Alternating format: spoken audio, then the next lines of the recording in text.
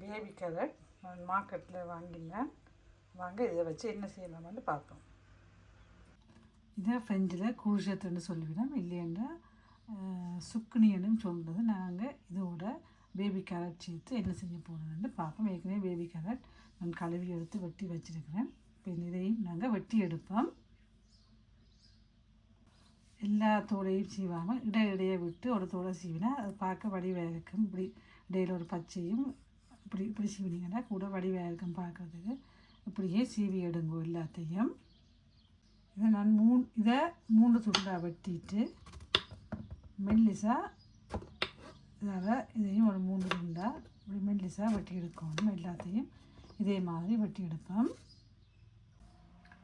Baby carrot குருஷத் அல்லது சுக்குனி இது வெட்டி வச்சுருக்குது. நாங்கள் இனி இதை ஃப்ரை பண்ணுவோம். வாங்கும் 30 கிராம் பட்டர் எடுத்துருக்குது. இந்த பட்டரை ஸ்லோ ஹீட்டில் மெல்ட் பண்ண விடுங்கோ. பட்டர் மெல்ட் ஆகினோடனே இந்த பேபி கேரட்ஸை நாங்கள் இதுக்குள்ளே போடுவோம்.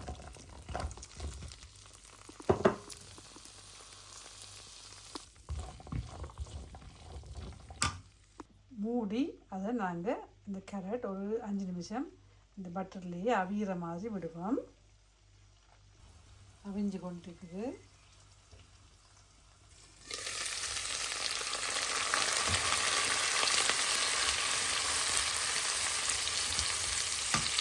இப்போ நாங்கள் வெட்டி வச்சுட்டு இந்த கூடுதல் கடல் சுக்குனியும் சேர்த்துக்கிட்டோம். அதையும் சேர்த்து நல்லா கலந்து விடுவோம். ரெண்டுக்கும் தண்ணி விட தேவையில்லை. 1/4 டீஸ்பூன் உப்பு சேர்த்துக்கொள்வோம். 1 டீஸ்பூன் ப்ரௌன் சுகர், 1/4 டீஸ்பூன் மிளகுத்தூள், ஒரு 1/4 டீஸ்பூன் வெஜிடபிள் சூப் பவுடர்,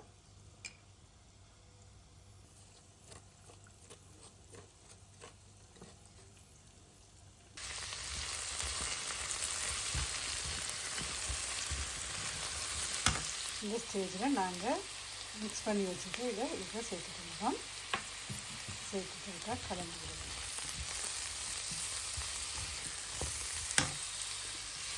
நல்லா ஒரு 1 மினிட் நல்லா எல்லாத்தையும் மிக்ஸ் பண்ணிவிடுவோம். இப்போ எல்லாம் ஓகே. கொஞ்சம் சீசன் இதை போட்டுடுவோம். எள்ளு போட்டுட்டு நாங்கள் ஒருக்கா கலந்துட்டு நாங்கள் இதை அடுப்பை விட்டு ரிமூவ் பண்ணிடுவோம்.